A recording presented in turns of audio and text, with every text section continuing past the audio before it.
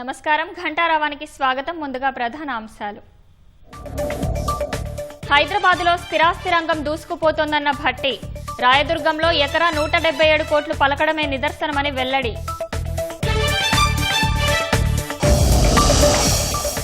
Jubilee Hills ticket దక్కని అంజన్ కుమార్ కు బుజ్జగింపులు. Party విజయం కోసం పనిచేస్తానని కాంగ్రెస్ సీనియర్ నేత వెల్లడి.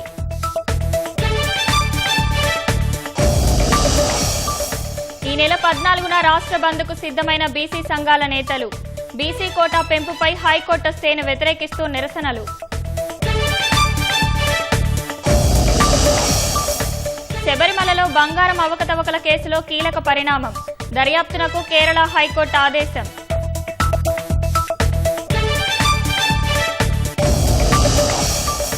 వెనిజులా ప్రతిపక్ష నాయకురాలిని వరించిన శాంతి పురస్కారం. ప్రజాస్వామ్య హక్కుల నేత మరియాకు దక్కిన అత్యున్నత గౌరవం.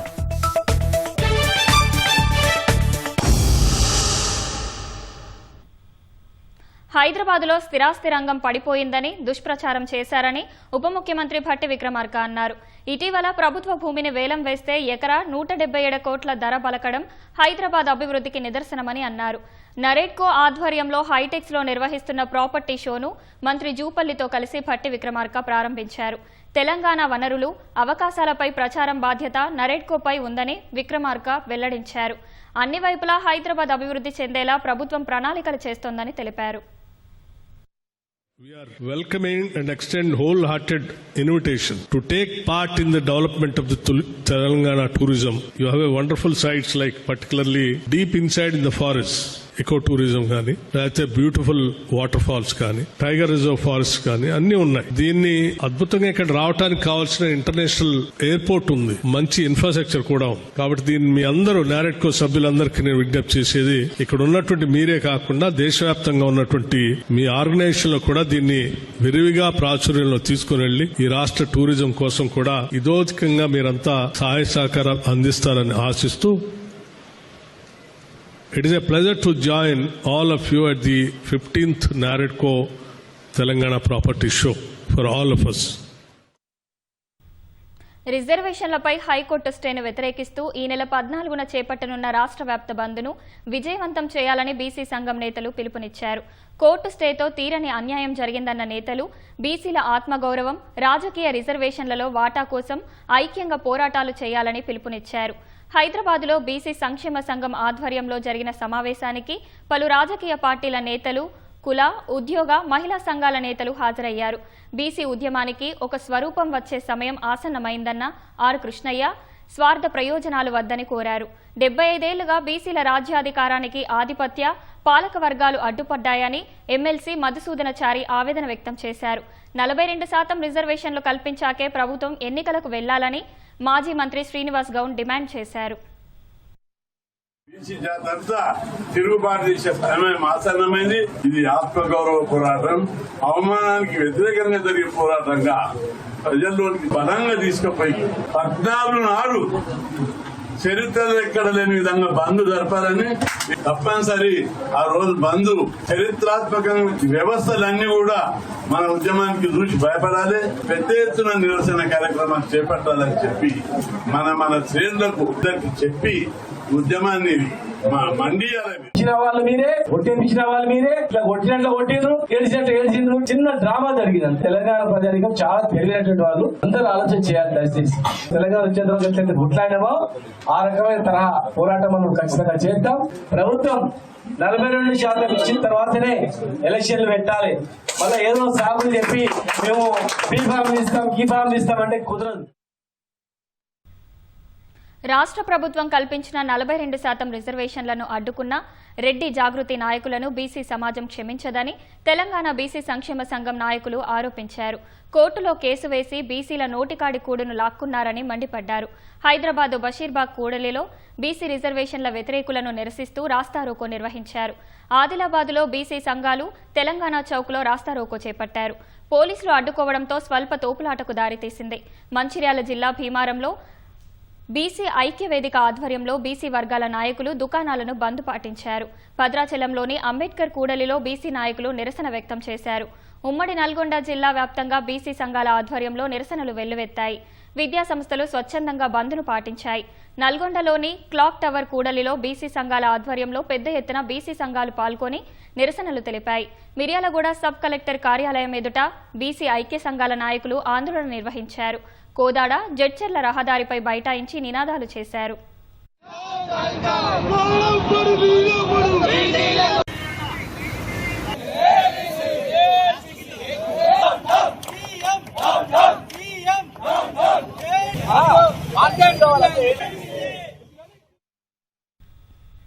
బీసీ రిజర్వేషన్ల విషయంలో రాహుల్ గాంధీ, సీఎం రేవంత్ రెడ్డివి మోసపూరిత మాటలు తప్ప ఇంకేమీ కాదని బీఆర్ఎస్ మాజీ ఎంపీ వినోద్ కుమార్ ఆక్షేపించారు. రాహుల్ గాంధీ, మల్లికార్జున్ ఖర్గే ఒక్కరోజైనా పార్లమెంటులో బీసీ రిజర్వేషన్ల పెంపు గురించి మాట్లాడారా అని ప్రశ్నించారు. బీసీ రిజర్వేషన్ల జీవోను తెలంగాణ ప్రజలు దసరా కంటే ముందే తిరస్కరించారన్న ఆయన, రాష్ట్ర ప్రజలు, బీసీ సోదరులు ఈ జీవో ద్వారా ఎన్నికలు జరుగుతాయని నమ్మలేదని వ్యాఖ్యానించారు. కొంతమంది మంత్రులు తీర్పు వచ్చిన తర్వాత ప్రెస్ మీట్ పెట్టారు. బీఆర్ఎస్ పార్టీని మీరు నిందించే ప్రయత్నం చేసిండ్రు. మీకంటే మొదలు ప్రయత్నం చేస్తాం మేము. తెలంగాణలో బడుగు బలహీన వర్గాలకి మొదటి దశలో ఎస్సీ ఎస్టీతో ప్రయత్నం చేసింది కేసీఆర్ గారి ప్రభుత్వం. ప్రధానమంత్రి ఇందిరాగాంధీ కోసం రాజ్యాంగ సవరణ చేసుకుంటారు. తీర్పులు ఇస్తే ఆ తీర్పుల్ని అధిగమించేటువంటి ప్రయత్నం చేసినటువంటి కాంగ్రెస్ పార్టీ సుప్రీంకోర్టు ఇచ్చినటువంటి తీర్పును అధిగమించడానికి మరి బీసీలకు, ఎస్సీలకు, ఎస్టీలకు ఆ రాష్ట్ర ప్రభుత్వాలు లోకల్ బాడీస్ లోపల పర్సంటేజ్ పెంచితే కోర్టు తీర్పులను అధిగమించే విధంగా మరి షెడ్యూల్ 9లో ఎందుకు పొందపరిచే ప్రయత్నం కాంగ్రెస్ పార్టీ చేయలేదు. రాష్ట్రంలో రాజకీయ గందరగోళం, అనిశ్చితి ఏర్పడిందని, కాంగ్రెస్, రేవంత్ సర్కార్ తీరే దీనికి కారణమని బీజేపీ రాష్ట్ర ఉపాధ్యక్షుడు కాసం వెంకటేశ్వర్లు ఆరోపించారు. 100 రోజుల్లో బీసీ డిక్లరేషన్ అమలు చేస్తామన్నారు. 42% రిజర్వేషన్లు ఇస్తామని చెప్పారని, ఏమైందని ప్రశ్నించారు. హైకోర్టులో మంత్రులు, నాయకులు చేస్తున్న డ్రామాలు సినిమా ఆర్టిస్టులను మించిపోయాయని దుయ్యబట్టారు. పెద్దపల్లి జిల్లా గోదావరిఖనిలో బీజేపీ పార్టీ ఆధ్వర్యంలో ఆందోళన కార్యక్రమాన్ని చేపట్టారు. బీసీల రిజర్వేషన్లపై ప్రభుత్వానికి చిత్తశుద్ధి లేదంటూ గోదావరిఖని ప్రధాన చౌరస్తాలో బీజేపీ నాయకులు రోడ్డుపై బైఠాయించి ధర్నా నిర్వహించారు. దీంతో కాసేపు పోలీసులకు, కార్యకర్తలకు మధ్య తోపులాట చోటు చేసుకుంది. ప్రభుత్వానికి వ్యతిరేకంగా నినాదాలు చేశారు. పోలీసులు కార్యకర్తలను అరెస్టు చేసి 1 టౌన్ పోలీస్ స్టేషన్కు తరలించారు. జయలలిత గారికి ఉన్నటువంటి కమిట్మెంట్ విషయంలో రేవంత్ రెడ్డికి గోరంతా కూడా లేదనేటువంటి విషయం స్పష్టంగా కనబడతా ఉంది. నేను బీసీ రిజర్వేషన్లు తీసుకురాకపోతే ఢిల్లీ నుంచి తిరిగి రానని శపథం చేసిపోయింది జయలలిత. ఆమెకున్న గట్స్ రేవంత్ రెడ్డికి లేవు. రేవంత్ రెడ్డి కేవలం రాజకీయ స్టంట్, రాజకీయ డ్రామా ఆడి జంతర్ మంతర్ వద్ద దీక్ష పెట్టి తగుదునమ్మా అని చెప్పేసి భారతీయ జనతా పార్టీ పైన, కేంద్ర ప్రభుత్వం పైన విమర్శలు చేసేసి ఇవాళ తప్పించుకునేటువంటి ప్రయత్నం చేసిండు. ఏనాడైనా పార్లమెంటులో జంతర్ మంతర్ ధర్నా అవుతున్నటువంటి సందర్భం కూడా రాహుల్ గాంధీ రాకపోవడం, సోనియా గాంధీ రాకపోవడం, కనీసం పార్లమెంట్ లో 42% తెలంగాణలో బీసీలకు రిజర్వేషన్లు ఇస్తామని ఆ వాగ్దానం ఇచ్చినాం. దాన్ని మాట వరుసకైనా మాట్లాడలేకుండా రాహుల్ గాంధీ నోరు మూసుకున్నటువంటిది అప్పుడే అర్థమైంది తెలంగాణ ప్రజలకు. తెలంగాణలో 42% బీసీ రిజర్వేషన్లు అమలు కావనేటువంటిది ఆ రోజే స్పష్టమైపోయింది. ప్రజాస్వామ్యం కోసం పోరాటం చేసిన వెనిజులా ప్రతిపక్ష నాయకురాలు మరియా కొరీనా మచాడో ప్రతిష్టాత్మక నోబెల్ శాంతి పురస్కారానికి ఎంపికయ్యారు. వెనిజులాలో ప్రజాస్వామ్య హక్కుల కోసం ప్రజల తరపున పోరాటం చేసినందుకు ఆమెను ఈ అవార్డుకు ఎంపిక చేసినట్లు నార్వేజియన్ నోబెల్ కమిటీ తెలిపింది. నియంతృత్వం నుంచి ప్రజాస్వామ్య దేశంగా వెనిజులా అవతరించేందుకు శాంతియుత పోరాటం చేశారని ప్రశంసించింది. ఈ క్రమంలో మరియా ఎన్నో బెదిరింపులు ఎదుర్కొన్నారని, గత ఏడాది కాలంగా అజ్ఞాతంలో జీవించాల్సి వచ్చిందని నార్వేజియన్ నోబెల్ కమిటీ పేర్కొంది.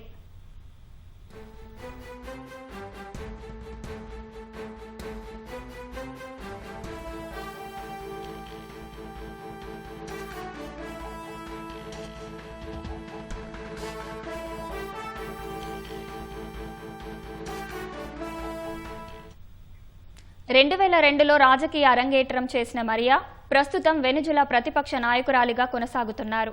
స్వేచ్ఛాయుత ఎన్నికలు, ప్రభుత్వంలో సరైన ప్రాతినిధ్యం, ప్రతిపక్ష పార్టీలను ఏకతాటిపైకి తేవటంలో ఆమె కీలక పాత్ర పోషించారు. 2011 నుంచి 2014 వరకు జాతీయ అసెంబ్లీ సభ్యురాలిగా ఉన్నారు. 2012లో వెనిజులా అధ్యక్ష ఎన్నికల్లో పోటీ చేసి ఓటమి పాలయ్యారు.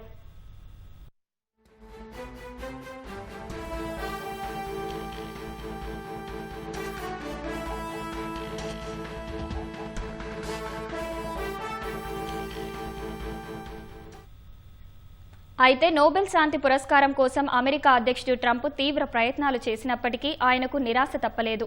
ట్రంప్ రెండోసారి అధికారం చేపట్టే నాటికే నోబెల్ నామినేషన్ల ప్రక్రియ పూర్తయింది. అయితే ట్రంప్ మాత్రం తాను 8 యుద్ధాలు ఆపినట్లు నోబెల్ అవార్డు ప్రకటనకు కొన్ని గంటల ముందు పేర్కొన్నారు. అయినా అవార్డుల కోసం యుద్ధాలు ఆపలేదన్నారు.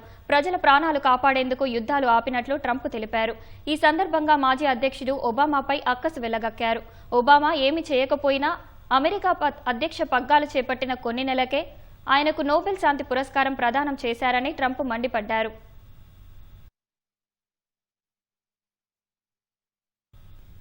నిజామాబాద్ రూరల్ ఎమ్మెల్యే భూపతిరెడ్డి తల్లి దశదిన కర్మకు ముఖ్యమంత్రి రేవంత్ రెడ్డి హాజరయ్యారు. ఎమ్మెల్యే తల్లి లక్ష్మీ నరసమ్మ చిత్రపటానికి నివాళులర్పించారు. మంత్రి సీతక్క, పీసీసీ అధ్యక్షుడు మహేష్ కుమార్ గౌడ్తో కలిసి భూపతిరెడ్డిని పరామర్శించారు. ఈ కార్యక్రమం అనంతరం ముఖ్యమంత్రి రేవంత్ రెడ్డి తిరిగి హైదరాబాద్కు పయనమయ్యారు.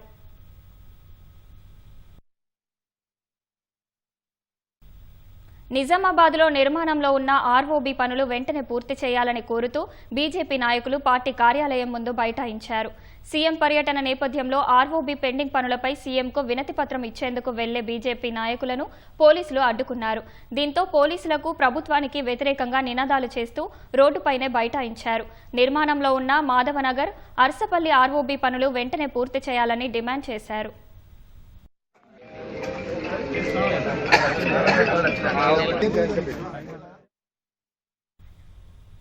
జూబ్లీహిల్స్ టికెట్ విషయంలో అధిష్టానం తీరుతో తాను మనస్తాపం చెందినట్లు పేర్కొన్న మాజీ ఎంపీ అంజన్ కుమార్ యాదవ్ కీలక వ్యాఖ్యలు చేశారు. తాను నర్సరీ నుంచి కాంగ్రెస్ పార్టీలో ఉన్నానని, అయినా తనకు తగిన ప్రాధాన్యత ఇవ్వడం లేదని ఆందోళన వ్యక్తం చేశారు. టికెట్ ఆశించి భంగపడ్డ అంజన్ యాదవ్ను మీనాక్షి నటరాజన్, మంత్రులు పొన్నం ప్రభాకర్, గడ్డం వివేక్ బుజ్జగించారు. హైదరాబాద్ న్యూ ఎమ్మెల్యే క్వార్టర్స్లోని అంజన్ నివాసానికి వెళ్లి నచ్చజెప్పారు. వ్యక్తుల కన్నా తనకు పార్టీయే ముఖ్యమని ఈ సందర్భంగా అంజన్ యాదవ్ వారికి తెలిపారు. జూబ్లీహిల్స్ టికెట్ దక్కలేదన్న బాధ ఉన్నా పార్టీ గెలుపు కోసం కృషి చేస్తానని స్పష్టం చేశారు. ఈరోజు మనస్తాపం జరిగిన మాట నిజమే. నేను సీనియర్ కాటిల కష్టకాలంలో అన్ని రోజులలో మంచి చెడ్డకంతా కార్యకర్తలకు అండగా ఉండి వాళ్ళకి మనోబలం దెబ్బతినొద్దని ఎప్పుడు అంజన్ కుమార్ యాదవ్ మీరు అంటారు కదా ఓడిపోయారు. అంజన్ కుమార్ యాదవ్ ఎప్పుడు ఓడిపోలే. అంజన్ కుమార్ యాదవ్ను ఓడగొట్టిరు. ఇప్పుడు మంచి రోజులు ఉన్నాయి. మీరందరు కష్టకాలంలో నేను కాంటాక్ట్ చేస్తా. మంచి రోజులు వచ్చే వరకు ఇంకెవరు వస్తారు అనేది బాధనే ఉంటుంది కదా. ఇప్పుడు మా కొన్ని వర్గాలు మా ఎంబడి లేకుండే, ఇప్పుడు అన్ని వర్గాలు మా ఎంబడి వచ్చినాయి. ఇప్పుడు ఇస్తే చేస్తే నాకు వస్తుండే. కాంగ్రెస్ పార్టీ చిత్తశుద్ధి ఉంటే ఏదైనా అవుతుంది కదమ్మా. बिहार इलेक्शन है, वहाँ कुछ भी यहाँ कुछ भी डैमेज, केवल राहुल गांधी प्रधानमंत्री बनना बोल के हमारा आखिरी ख्वाहिश है. ऊपर वाला विश्वास से मेरे जिंदा रखा हूँगा, विश्वास से पार्टी का लाइन पे रहूँगा. करता लोग पूरे मैडम से हम बात करेंगे, इंचार्ज मिनिस्टर से बात करेंगे, सबको न्याय करना, जो जो कार्यकर्ता है उन लोगों को न्याय करना बोल के जरूर करेंगे. महिला कांग्रेस, एनएसवाई, यूथ कांग्रेस सभी को मैडम अश्योरेंस है, सबको देखेंगे, सबको अच्छा करना बोल के. धन्यवाद. జూబ్లీహిల్స్ ఉప ఎన్నికలో బీజేపీ ఖచ్చితంగా గెలుస్తుందని ఆ పార్టీ రాష్ట్ర అధ్యక్షుడు రామచంద్రరావు ధీమా వ్యక్తం చేశారు. 2-3 రోజుల్లో పార్టీ అభ్యర్థిని ప్రకటిస్తామన్నారు. కాంగ్రెస్, బీఆర్ఎస్ కలిసి బీసీలను మోసం చేస్తున్నాయన్న ఆయన కమలం పార్టీతోనే బడుగు బలహీన వర్గాలకు న్యాయం జరుగుతుందన్నారు. గ్రేటర్ హైదరాబాద్ పరిధి జిల్లాల నేతలతో రామచంద్రరావు సమావేశమయ్యారు. ఉప ఎన్నిక ప్రచారం, అనుసరించాల్సిన వ్యూహాలపై దిశానిర్దేశం చేశారు. హైదరాబాద్లో హిందువులకు రక్షణ లేకుండా పోయిందని రామచంద్రరావు ఆవేదన వ్యక్తం చేశారు. ఓటు బ్యాంకు కోసం మజ్లీస్తో కాంగ్రెస్, బీఆర్ఎస్ కాళ్ల బేరానికి వస్తున్నాయని విమర్శించారు. భారతీయ జనతా పార్టీ ఈ రెండు పార్టీలు కూడా హైదరాబాద్ నగరాన్ని వీళ్ళు నిర్లక్ష్యం చేశారనే విషయాన్ని గుర్తుపెట్టుకోవాలి. ఈరోజు జూబ్లీ హిల్స్ ప్రాంతం కూడా వెనకబడి ఉన్నది. ఈ రోజు ఓట్ల రాజకీయాల కోసం ఈ రోజు మజ్లీస్ తో కలిసి వాళ్ళ కాళ్ళ దండాలు పెట్టి ఓట్ల కోసం ఈ రోజు రెండు పార్టీలు కూడా ప్రయత్నం చేస్తా ఉన్నాయి. ఈ రెండు పార్టీలు కూడా వీళ్ళు ఓట్లు అడిగేటువంటి నైతిక అధికారం లేదు. జూబ్లీ హిల్స్ ప్రజలను కూడా నేను కోరుతా ఉన్నాను, బీజేపీని ఆశీర్వదించండి, బీజేపీని గెలిపించండి, రాష్ట్రంలో ఒక రాజకీయ మార్పు చూడండి అని చెప్పేసి కూడా నేను వారిని కోరుతూ. డీజీపీ శివధర్ రెడ్డి ఎదుట మావోయిస్టు కీలక నేతలు లొంగిపోయారు. Kunkati Venkataiah alias Vikas, Mogilicherla Venkataraju alias Chandu, Todem Ganga alias Soni Maoist party నుంచి బయటకొచ్చి జనజీవన స్రవంతిలో కలిసిపోతున్నారని డీజీపీ ప్రకటించారు. ఈ ముగ్గురు మావోయిస్టు పార్టీలో రాష్ట్ర కమిటీ స్థాయి నాయకులని ఆయన వివరించారు. ఇటీవల కాలంలో 412 మంది మావోయిస్టులు పోలీసుల ఎదుట లొంగిపోయారని డీజీపీ తెలిపారు.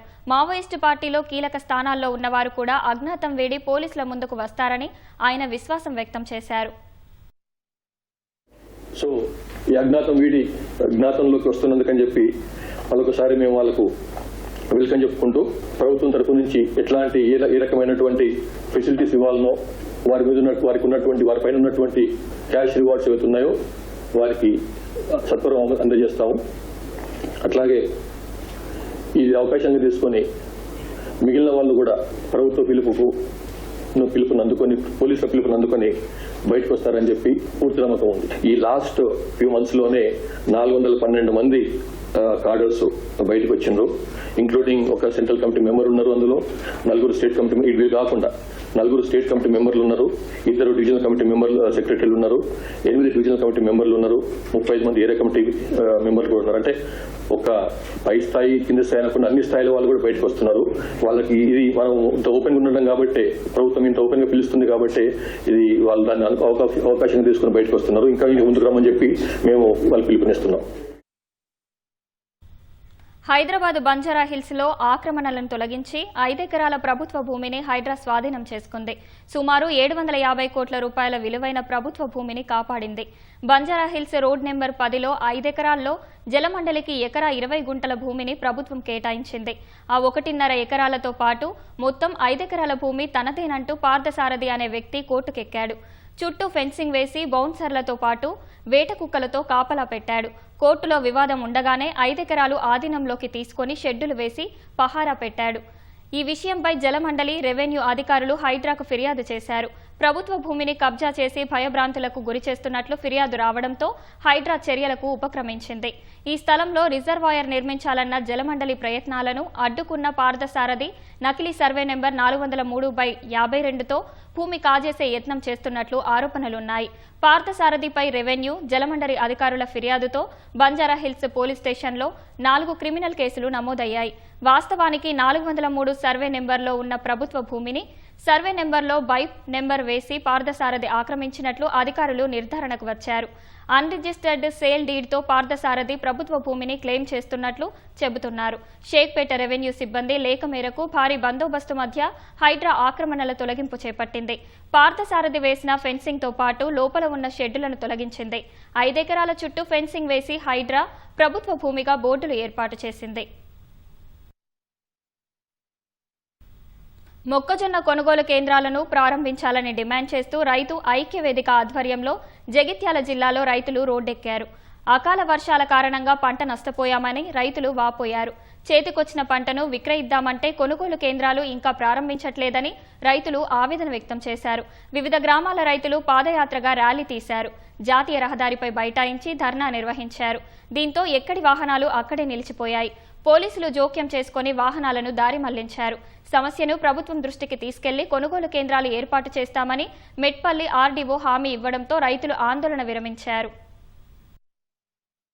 ఇలా ఖచ్చితంగా 2 రోజులలో మాకు మొక్కల కొనుగోలు కేంద్రాలు ఓపెన్ చేసి దళారీ చేతిలో రైతు మోసపోకుండా కాపాడి వెంటనే తక్షణమే రేపడుతుందే కొనుగోలు కేంద్రాలు ప్రారంభించి రైతును ఆదుకోవాలని ఖచ్చితంగా మేము కోరుతున్నాం. రైతులు రోడ్డెక్కి పాపం మేము నష్టపోతున్నాం, వాళ్ళు అందిన కాడికి అమ్ముకుంటున్నటువంటి పరిస్థితి. ఎంఎస్పీ ఏమో 2400 ఉంటే ఈరోజు బహిరంగ మార్కెట్ లో 1700-1800 ఉంటున్నటువంటి పరిస్థితి. ఈ రోజు ఆర్మూర్, నిజామాబాద్ రైతులు నష్టపోయారు. మా మెట్పల్లి రైతులు ఈ రోజు కడుపు మండి రోడ్డెక్కారు. మక్కల కొనుగోలు కేంద్రాలు ఏర్పాటు చేయమని కోరుతున్నారు. కానీ ప్రభుత్వం నిమ్మకు నీరెత్తినట్టుంది. ఖచ్చితంగా పంట నష్టపరిహారం ఇచ్చి రైతులను ఆదుకోవాలని రైతాంగం తరఫున కోరుకుంటూ జై కిసాన్. నిజామాబాద్ జిల్లాలో ఆల్రెడీ 90% మొక్కజొన్న పంట దళారుల చేతుల్లోకి వెళ్ళిపోయింది. కరీంనగర్ లో కూడా 40-50% ఆల్రెడీ దళారుల చేతుల్లోకి వెళ్ళిపోయింది. ఈ ప్రజాప్రభుత్వం వస్తే రైతుల బాధలు తీరుతాయని మేము అనుకున్నాం. కానీ ఇప్పుడు వచ్చింది ప్రజాప్రభుత్వం కాదు, దళారీ ప్రభుత్వం అని చెప్పి ఈ సందర్భంగా తెలియజేస్తున్నాము. ప్రపంచ మానసిక ఆరోగ్య దినోత్సవాన్ని పురస్కరించుకొని హైదరాబాద్కు చెందిన ప్రముఖ మానసిక ఆరోగ్య సంస్థ మనోజాగృతి అరుదైన ప్రపంచ రికార్డును నెలకొల్పి చరిత్ర సృష్టించింది. వరల్డ్ రికార్డ్స్ యూనియన్ ఆధ్వర్యంలో కొండాపూర్లోని యూనిసెంట్ ఇంటర్నేషనల్ స్కూల్లో నిర్వహించిన అతిపెద్ద సామూహిక సైకలాజికల్ ఫెస్ట్ ఎయిడ్ సెషన్ విజయవంతం కావడంతో ఈ ప్రతిష్టాత్మక రికార్డును సాధించింది. మనోజాగృతి సంస్థ 13వ వ్యవస్థాపక దినోత్సవాన్ని పురస్కరించుకొని ఈ ప్రత్యేక కార్యక్రమాన్ని నిర్వహించగా ఈ కార్యక్రమానికి official record officer Sharifa Hanif ముఖ్య అతిథిగా హాజరయ్యారు. మనోజాగృతి ప్రతినిధులకు వరల్డ్ రికార్డు ధృవపత్రాన్ని హనీఫ్ అందజేశారు.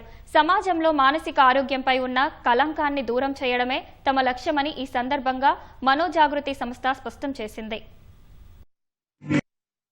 యూనిసెంట్ ఇంటర్నేషనల్ స్కూల్లో ఉన్న 101 మంది విద్యార్థులను మనము సెలెక్ట్ చేసుకొని, అంటే కొన్ని వాళ్ళలో లక్షణాలు చూడడము, బాగా మాట్లాడగలగడము, ఒక ఆదరణ చూపించగలిగే పిల్లల్ని సెలెక్ట్ చేసుకుని ప్రిన్సిపల్ మేడం సహాయంతో వాళ్ళకి ఒక 5 రోజులుగా ఇంటెన్సివ్ ట్రైనింగ్ ఇవ్వడం జరిగింది. అసలు వీళ్ళకేంటి ఉపయోగం? ముఖ్యంగా ఇప్పుడు చూస్తే ఎనీ క్రైసిస్ సిచ్యువేషన్, ఇంట్లో ఏమైనా జరగచ్చు, పరీక్ష అంటే భయం ఉండొచ్చు, పక్క పిల్లవాడు బుల్లింగ్ చేయొచ్చు, ఏ సమయంలో అయినా కూడా వెంటనే ఒక వైద్య సహాయం అంటాము, అంటే దెబ్బ తగిలితే ఎలాగైతే వైద్యం తీసుకుంటామో మానసిక వైద్యం అనేది అంత ముఖ్యము. మరి దానికి సంబంధించిన ఈ శిక్షణ ఇచ్చడం వల్ల అంటే సిస్టమ్ ని మనము స్ట్రెంథెన్ చేసామన్నమాట. క్లాస్ లోనే ఒక కౌన్సిలర్ అవైలబిలిటీ ఉంటుంది, వాళ్ళకు సహాయం చేసుకుంటారు, పక్కన ఉన్న స్టూడెంట్ కూడా సహాయం చేస్తారు. Today, I'm very happy to be here to adjudicate such a historical moment is happening today in Unison School. So it's a very initiative work. Today they are going to achieve a world record, and this is the first step. And again they have to get entered in all the world records. I congratulate to all the teams. Sabarimala దేవస్థానంలో బంగారం అవకతవకల వ్యవహారంలో criminal case నమోదు చేసి దర్యాప్తు చేయాలని Kerala high court పోలీసులను ఆదేశించింది. Justice వి రాజా, Vijayaraghavan, justice KV జయకుమార్తో కూడిన ధర్మాసనం సిట్ దర్యాప్తు ఆధారంగా తాజా ఉత్తర్వులు జారీ చేసింది. దేవస్థానం సైడ్ ఫ్రేమ్లకు సంబంధించిన బంగారం లెక్కల్లో అవకతవకలు జరిగినట్లు పేర్కొంది. విజిలెన్స్ నివేదికలో కూడా ఈ విషయం వెల్లడైనట్లు కేరళ హైకోర్టు తెలిపింది. బంగారం సైడ్ ఫ్రేమ్ల వ్యవహారంతో పాటు దర్యాప్తులో వెలుగులోకి వచ్చే అన్ని అంశాలపై విచారణ జరపాలని సిట్ను ఆదేశించింది. విజిలెన్స్ నివేదికను ట్రావెన్కోర్ దేవస్థానం బోర్డు ముందు ఉంచాలని సూచించింది. 6 వారాల్లో నివేదిక సమర్పించాలని సిట్ను ఆదేశించిన కేరళ హైకోర్టు 2 వారాలకు ఒకసారి దర్యాప్తు పురోగతిని తెలియజేయాలని సూచించింది. దర్యాప్తు పూర్తయ్యే వరకు ఆ వివరాలు ప్రజలకు గాని మీడియాకు గాని వెల్లడించకూడదని ధర్మాసనం ఆదేశించింది. పాకిస్తాన్కు కొత్తగా క్షిపణి వ్యవస్థలను సరఫరా చేయటం లేదని అమెరికా తెలిపింది. ఈ మేరకు భారత్లోని అమెరికా రాయబార కార్యాలయం ఓ ప్రకటన విడుదల చేసింది. పాకిస్తాన్కు అత్యాధునిక క్షిపణులు సరఫరా చేసేందుకు అమెరికా ఆమోదం తెలిపినట్లు వార్తలు వెలువడడంతో అగ్రరాజ్యం వివరణ ఇచ్చింది. గతంలో పాకిస్తాన్తో సహా ఇతర దేశాలతో చేసుకున్న ఒప్పందం మేరకు ఆయుధాలను సరఫరా చేస్తామని తెలిపింది.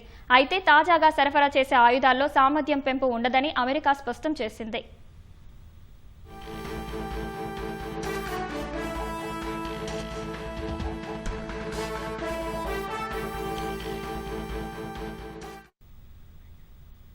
హమాస్తో కుదిరిన కాల్పుల విరమణ ఒప్పందం ఈ మధ్యాహ్నం నుంచి అమల్లోకి వచ్చిందని ఇజ్రాయెల్ ప్రకటించింది.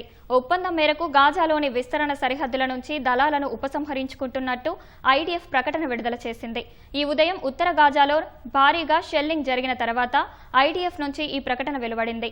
సైనిక బలగాలు ఉపసంహరణ జరిగిన 72 గంటల్లోపు ఇజ్రాయెల్ బందీలు, పాలస్తీనా ఖైదీలను ఇరు వర్గాలు విడుదల చేయనున్నాయి. అయితే ఈ కార్యక్రమం ఎక్కడ జరిగేది స్పష్టత లేదు. ఫార్మా, బ్యాంకింగ్ రంగాల కంపెనీల్లోని వాటాల కొనుగోళ్లకు మదుపర్లు మొగ్గు చూపిన వేళ దేశీయ స్టాక్ మార్కెట్లు 2వ రోజు లాభాలను ఆర్జించాయి. గత సెషన్లో 398 పాయింట్లు లాభపడిన సెన్సెక్స్ ఇవాళ మరో 329 పెరిగింది. క్రితం ముగింపు కంటే 97 పాయింట్ల దిగువన ఈ ఉదయం 82,075 పాయింట్ల వద్ద బీఎస్సీ ప్రారంభమైంది. ప్రారంభంలో స్వల్పంగా నష్టపోయిన సూచీ 82,073 పాయింట్ల కనిష్ట స్థాయిని నమోదు చేసింది. అనంతరం విదేశీ సంస్థాగత మదుపర్లు కొనుగోళ్లకు దిగడంతో 82,654 పాయింట్ల గరిష్ట స్థాయిని తాకింది. చివరకు 82,501 పాయింట్ల వద్ద స్థిరపడింది. జాతీయ స్టాక్ ఎక్స్చేంజ్ సూచీ నిఫ్టీ 104 పాయింట్లు పెరిగి 25,285 వద్ద ముగిసింది.